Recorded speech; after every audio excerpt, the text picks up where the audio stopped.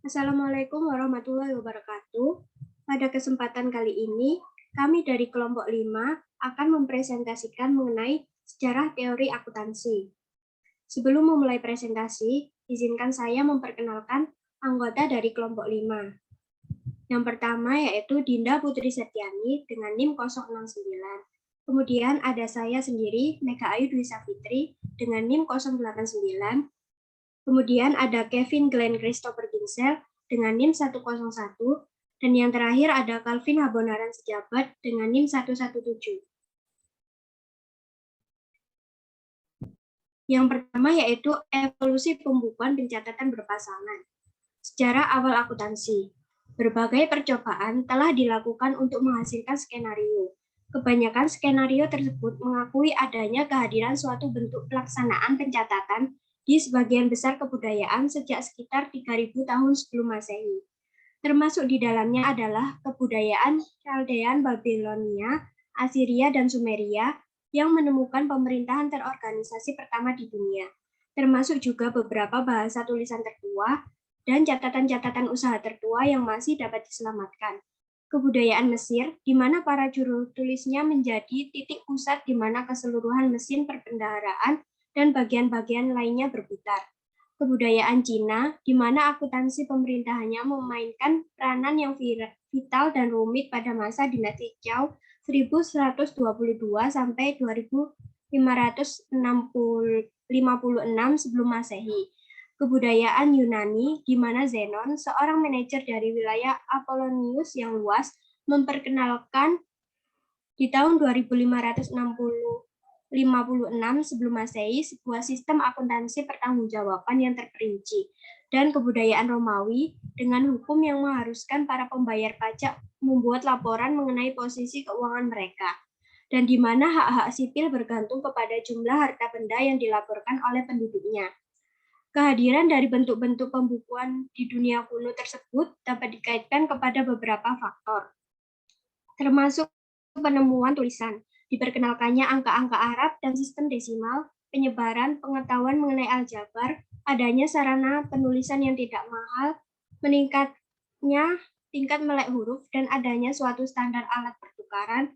Bahkan AC Littleton membuat daftar 7 prasyarat bagi munculnya pembukuan yang sistematis. Yang pertama yaitu seni penulisan atau the art of writing, karena pembukuan pada intinya adalah sebuah catatan. Yang kedua, aritmetik, karena aspek mekanis dari pembukuan mengandung adanya serangkaian perhitungan sederhana. Yang ketiga, milik pribadi atau private property, karena pembukuan hanya berkepentingan dengan pencatatan fakta-fakta mengenai harta benda dan hak miliknya. Yang keempat, ada uang, yaitu transaksi yang belum selesai karena tidak akan ada dorongan untuk membuat catatan apapun jika seluruh pertukaran dilakukan di tempat saat itu juga. Kemudian ada perdagangan atau commerce, karena sebuah penjualan lokal saja tidak akan menciptakan cukup tekanan atau volume bisnis untuk merangsang manusia mengkoordinasi berbagai pemikiran ke dalam suatu sistem. Kemudian ada modal atau kapital, karena tanpa modal perdagangan tidak akan berarti dan pemberian kredit menjadi sesuatu yang tidak mungkin bisa dibayangkan. Satu skenario yang cukup masuk akal adalah kisah orang Timur Tengah yang melakukan bisnis dan seni yang perdagangan yang memperkenalkan metode mereka dalam pencatatan rekening melalui penggunaan pencatatan berpasangan yang kini dikenal dengan sebutan pembukuan Italia. Mungkin akan adil jika disebut di sini bahwa sebuah kerangka dasar dari akuntansi pencatatan berpasangan juga ditemukan pada kebudayaan Inca kuno pada tahun 1577.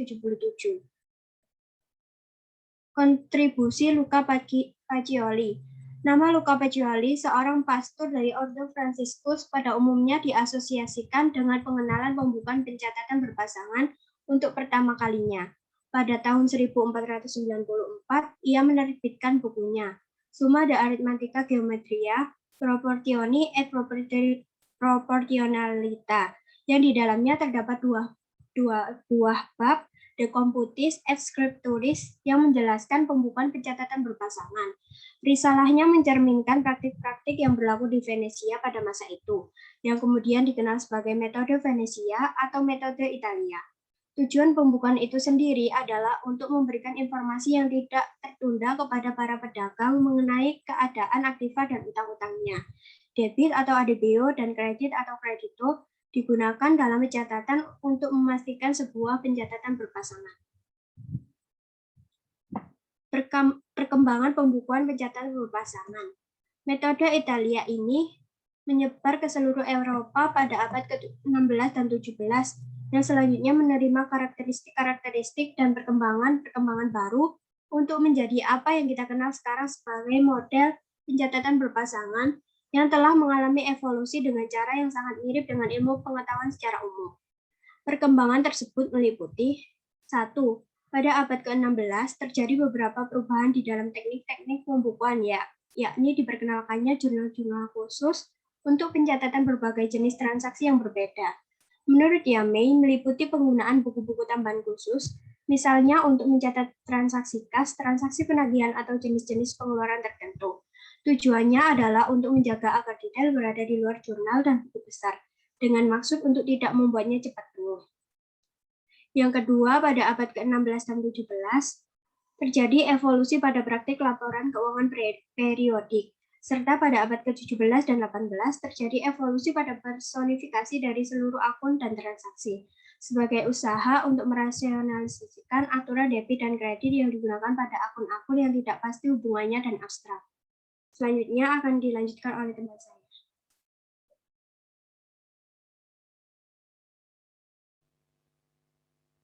Yang ketiga, penerapan dari sistem pencatatan berpasangan juga diperluas ke jenis-jenis organisasi yang lain. Menurut Peragallo, dalam siklus kedua, sepanjang tahun 1559 hingga telah muncul suatu unsur baru, kritik atas pembukuan. Yang keempat, abad ke-17 juga mencatat terjadinya penggunaan akun-akun persediaan yang terpisah untuk jenis akun yang berbeda. Menurut Yamei, berbagai akun barang digabungkan dengan kemitraan perusahaan.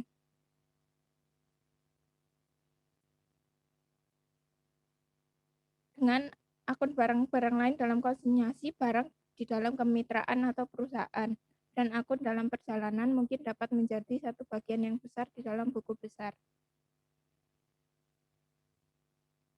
Yang kelima, dimulai dengan East India Company di abad ke-17 dan selanjutnya diikuti perkembangan dari perusahaan tadi seiring dengan revolusi industri.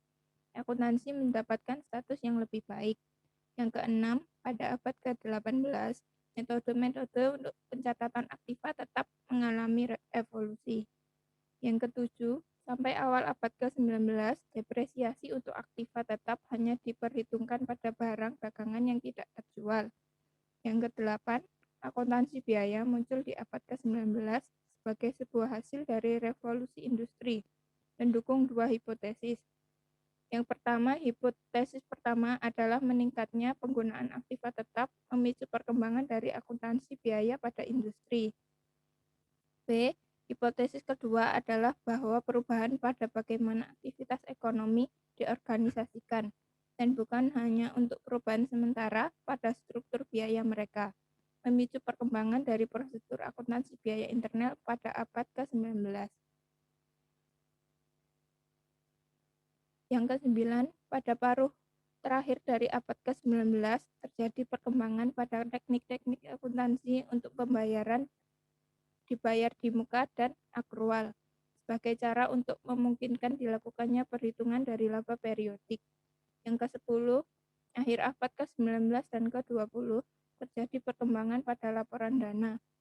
Untuk yang ke-11, di abad ke-20 terjadi perkembangan pada metode-metode akuntansi untuk isu-isu kompleks, mulai dari perhitungan laba per saham, akuntansi untuk perhitungan bisnis, akuntansi untuk inflasi, sewa jangka panjang, dan pensiun, sampai kepada masalah penting dari akuntansi sebagai produk baru dari rekayasa keuangan atau financial engineering. Untuk yang kedua, perkembangan prinsip-prinsip akuntansi. American Accounting Association AAA mengeluarkan A Tentative Statement of Accounting Principle Underlying Corporate Financial Statement pada bulan Juli 1936. Tujuan utamanya adalah untuk menghilangkan kebingungan atas beberapa masalah akuntansi, misalnya revaluasi aktiva tetap bertambah dan berkurang mengikuti perubahan tingkat harga dan komisi bisnis yang diharapkan. 4 tahun setelah itu, Patton dan Layton mengeluarkan An Introduction to Corporate Accounting Standard. Tujuannya adalah untuk menyajikan kerangka teori akuntansi yang koheren, terkoordinir, dan konsisten. Mereka menghindari kata prinsip dan penggantiannya dengan kata standar, dengan alasan bahwa prinsip itu mencerminkan sesuatu yang universal yang tidak mungkin ada di dalam suatu institusi jasa seperti akuntansi. Pada tahun 1938, atas permintaan Hans Keynes and Sales Foundation, Prof. Hatfield dan Prof. Moore mempublikasikan A Statement of Accounting Principle yang berisi prinsip-prinsip dan aturan akuntansi yang harus diikuti dalam menyusun neraca dan laba rugi dan akuntansi yang terdapat di dalamnya. Pada tahun 1948, AAA merevisi A Tentative Principle dan kini diberi judul Accounting Concept and Standard.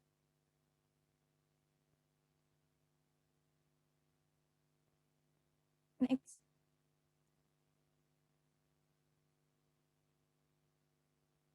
Pada tahun 1953, AIA Commit on Accounting Procedure mengeluarkan 17 buletin baru. Sampai saat ini, pencarian prinsip masih bersifat belum menyeluruh dan tidak dimaksudkan untuk melakukan suatu penelitian yang lebih luas. Pada tahun 1959, atas rekomendasi dari Special Committee on Research Program AIA melakukan reorganisasi. Salah satu tujuannya adalah agar dapat mengatasi masalah-masalah dalam akuntansi keuangan pada 4 tingkat. Yang pertama, menetapkan postulat dasar. Yang kedua, pembentukan prinsip yang menyeluruh. Yang ketiga, pengembangan aturan dan petunjuk pelaksanaan prinsip tersebut pada situasi tertentu. Dan yang keempat, riset. Pada tahun 1966, AAA mengeluarkan A Statement of Basic Accounting Theory atau ASOBAT. ASOBAT ini berorientasi pada pemakai atau user oriented. APB Statement nomor 4 dikeluarkan oleh Accounting Principle Board atau APB. Isinya adalah Basic Concept and Accounting Principle Underlying Financial Statement of Business Enterprise. Di sini terjadi penegasan kembali tujuan dari laporan keuangan, yaitu menyajikan informasi keuangan yang berguna bagi pengambilan keputusan ekonomi. Berdasarkan statement ini, APB menetapkan tujuan kualitatif yang harus dipenuhi oleh informasi keuangan seperti relevan, dapat dimengerti, tepat waktu, dan seterusnya. APB dibubarkan dan sebagai gantinya dibentuk FASB, Financial Accounting Standard Board. Dalam FASB terdapat suatu komite yang disebut WIT Committee. Komite ini mengusulkan perubahan kata prinsip menjadi standar, karena mereka berpendapat bahwa kata standar lebih deskriptif. Komite ini juga mengusulkan agar dewan yang menghasilkan standar tersebut disebut Accounting Standard Board. Dewan ini kemudian mengeluarkan Statement of Financial Accounting Concept atau SFAC yang dikenal dengan kerangka konseptual atau Conceptual Framework. Untuk slide selanjutnya akan dilanjutkan oleh rekan saya. Baik, nomor 3, akuntansi dan kapitalisme. Akuntansi dan kapitalisme saling dihubungkan oleh beberapa sejarawan ekonomi dengan adanya klaim umum bahwa pembukuan pencatatan pasangan adalah satu hal yang penting dalam perkembangan dan evolusi kapitalisme. Max Weber, seorang ahli ekonom, menekankan hal tersebut dalam argumentasi sebagai berikut. Organisasi modern yang rasional dari perusahaan kapitalistis tidak akan mungkin terjadi tanpa adanya dua faktor penting di dalam perkembangannya. pemisahan bisnis dari rumah tangga, dan berkaitan erat dengannya pembukuan yang rasional. Pernyataan yang disampaikan oleh Max Weber ini diperluas lagi dengan baik oleh Sombart sebagaimana berikut ini.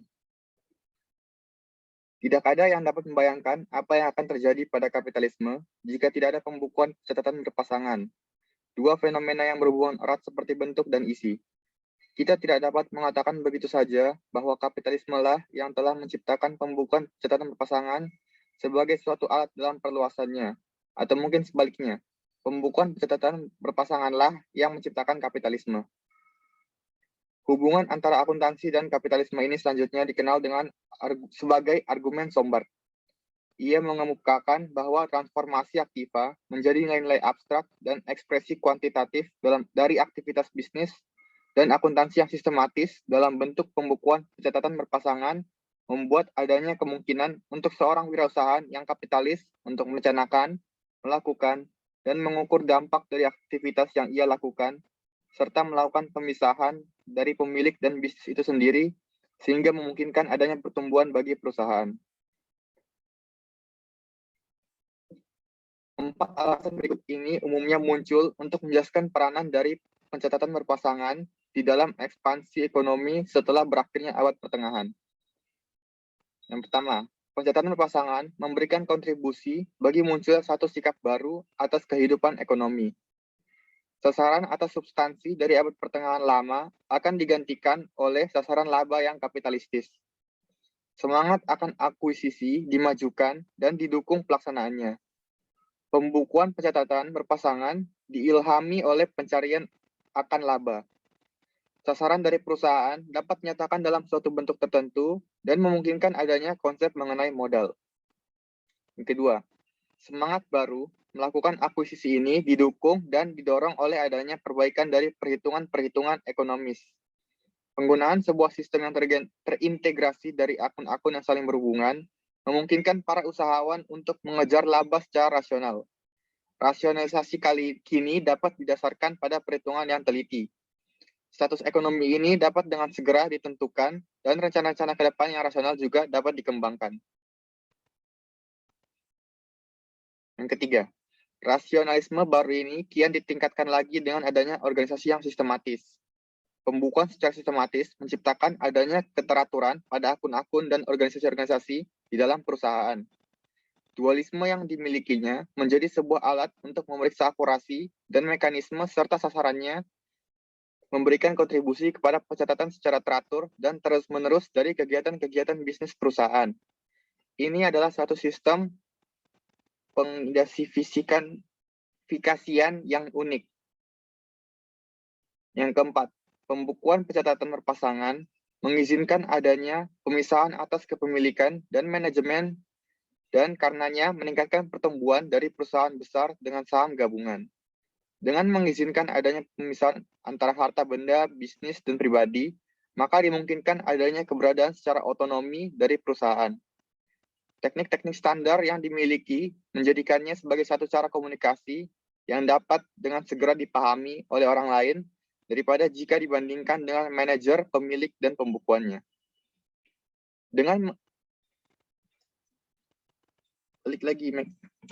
Dengan mengizinkan adanya pemisahan antara harta, benda, bisnis, dan pribadi, maka dimungkinkan adanya keberadaan secara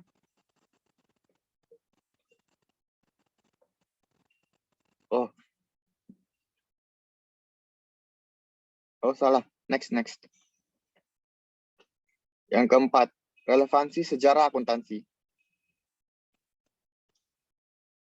Sejarah akuntansi adalah studi atas evolusi yang terjadi pada pemikiran, praktik-praktik, dan institusi akuntansi sebagai respons dari perubahan-perubahan lingkungan dan kebutuhan sosial.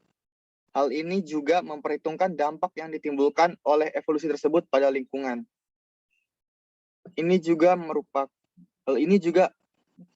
merupakan studi mengenai warisan dari akuntansi dan kontribusi yang diberikan pada pedagogi, kebijakan, dan praktik. Berkaitan dengan pedagogi, sejarah akuntansi dapat sangat berguna untuk memberikan pemahaman dan apresiasi yang lebih baik mengenai bidang akuntansi dan evolusinya sebagai salah satu ilmu sosial. Dalam kaitannya dengan perspektif kebijakan, sejarah akuntansi melakukan peran yang instrumental dalam memberikan pemahaman yang lebih baik atas permasalahan-permasalahan akuntansi dan konteks institusionalnya, sekaligus juga dalam formulasi kebijakan umum. Berkaitan dengan praktik akuntansi, sejarah akuntansi dapat memberikan penilaian yang lebih baik atas praktik-praktik yang berlaku dengan melakukan perbandingan terhadap metode-metode yang pernah digunakan di masa lalu. Relevansi sejarah akuntansi terhadap praktik, kebijakan, dan pedagogi akuntansi menuntut lebih banyak pertanyaan yang dilontarkan mengenai sejarah akuntansi. Area yang didiskusikan dari riset sejarah ini akan mencakup area-area seperti biografi, sejarah institusional, perkembangan pemikiran, sejarah umum, sejarah penting, taksonomi, dan basis data bibliografi, dan historiografi. Area di mana mereka merupakan sarana yang ideal bagi sebuah historiografi akuntansi dan memberikan harapan dalam memberikan pengetahuan yang penting bagi pelaksanaan riset, praktik, dan kebijakan akuntansi yang lebih baik. Dalam akuntansi. Pengertian pengukuran. Menurut Campbell, salah satu orang yang pertama kali mengurus masalah pengukuran, menjelaskan bahwa pengukuran dapat didefinisikan sebagai the assignment of numerals to represent properties of material systems other than numbers, yang memiliki arti penempatan dari angka-angka yang mewakili properti dari sistem material selain angka. Menurut Stevens, seorang ahli teori pengukuran ilmu sosial, pengukuran disebut sebagai assignment of numerals to object or events according to rules, yang berarti penempatan dari angka-angka untuk objek-objek ataupun peristiwa-peristiwa yang sesuai dengan peraturan. Untuk slide berikutnya akan dijelaskan oleh teman saya. Selanjutnya ada pentingnya pengukuran.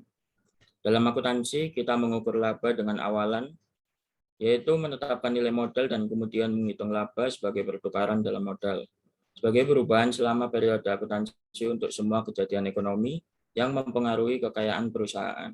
Next. Selanjutnya skala. Setiap pengukuran dibuat berdasarkan sebuah skala. Sebuah skala dibuat ketika aturan semantik digunakan untuk menghubungkan pernyataan matematis terhadap objek atau peristiwa. Skala menunjukkan informasi apa yang angka wakili, sehingga memberikan makna pada angka. Jenis skala yang dibuat tergantung pada aturan semantik yang digunakan. Yang pertama ada skala nominal. Dalam skala nominal, angka hanya digunakan sebagai sebuah label. Skala nominal secara sederhana hanya merupakan klasifikasi yang tidak menunjukkan pengukuran apa yang dipertimbangkan untuk digunakan dalam penggunaan istilah yang biasanya. Contoh dari skala nominal yaitu penomoran bagi pemain dalam tim sepak bola. Properti utama nomor yang dimiliki adalah untuk mengidentifikasi pemain atau objek. Yang kedua ada skala ordinal.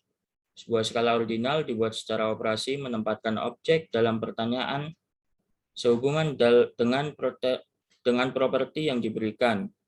Contoh, misalnya terkait keputusan pengadaan aset, tetap berupa mesin yang diurutkan berdasarkan tingkat produktivitasnya, yaitu mesin 1, 2, dan 3. Di sini telah ditunjukkan adanya skala urutan, yaitu dalam pengaturan penomoran yang terkait dalam alternatif dalam pemilihan investasi modal. Angka-angka tersebut menunjukkan urutan tingkat produktivitas mesin tersebut, dari yang paling produktif hingga yang tidak produktif. Selanjutnya.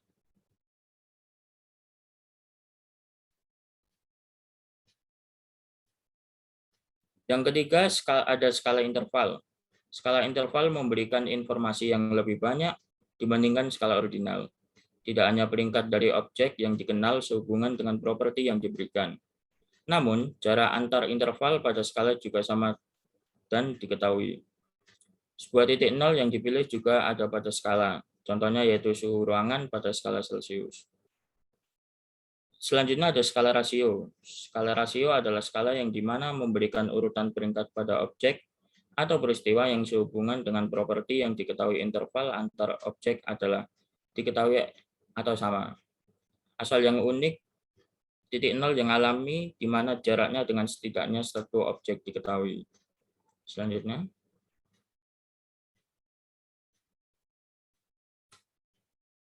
Selanjutnya ada penggunaan skala yang diperbolehkan. Invarian dalam skala berarti bahwa apapun metode pengukuran yang digunakan, maka sistem pengukuran akan menghasilkan format yang sama dari variabel-variabel yang digunakan dan pengambil keputusan akan membuat keputusan yang sama juga. Tapi hal ini tidak berlaku dalam akuntansi. Setiap sistem yang berbeda akan berbeda juga variabel-variabelnya. Pengukuran pendapatan dengan cara yang berbeda akan menghasilkan keputusan yang berbeda juga. Metode-metode pengukuran yang berbeda tersebut tidak memberikan informasi yang sama. Contohnya skala nominal dan ordinal, tidak ada operasi aritmatika. Skala interval, tidak ada penambahan dan pengurangan saja. Skala rasio memungkinkan untuk semua operasi aritmatika dasar, seperti penambahan, pengurangan, perkalian, pembagian, aljabar, geometri analitik, kalkulus, dan metode statistik. Selanjutnya ada jenis pengukuran. Yang pertama ada pengukuran fundamental. Pengukuran fundamental merupakan pengukuran di mana angka-angka bisa diterapkan pada properti dengan mengacu pada hukum alam dan tidak bergantung pada pengukuran dari setiap variabel apapun. Properti seperti panjang, hambatan listrik, nomor, dan volume merupakan properti yang bisa diukur. Yang kedua ada pengukuran yang diturunkan. Pengukuran turunan merupakan pengukuran yang bergantung pada pengukuran dari dua atau lebih besaran lain. Dalam akuntansi, contoh pengukuran turunan adalah pengukuran kepadatan, di mana pengukuran ini tergantung pada pengukuran dari kedua massa dan volume. Yang ketiga ada pengukuran fiat. Pengukuran fiat ini adalah tipe pengukuran dalam ilmu sosial atau akuntansi, menggunakan definisi yang dibentuk semuanya untuk menghubungkan variabel-variabel tertentu pada konsep yang telah ada, tanpa perlu konfirmasi teori untuk mendukung hubungan tersebut. Sebagai contoh, dalam akuntansi, kita tidak tahu bagaimana cara untuk mengukur konsep keuntungan secara langsung. Sebaliknya, kita mengasumsikan variabel pendapatan, laba, beban, dan kerugian dihubungkan dengan konsep keuntungan. Dan bagaimanapun bisa digunakan untuk mengukur keuntungan secara tidak langsung. Next. Sekian presentasi dari kelompok kami. Kurang lebihnya kita minta maaf. Jika ada salah kata ataupun pendengaran yang kurang jelas, kami mohon maaf. Kami pamit undur diri. Sekian, terima kasih.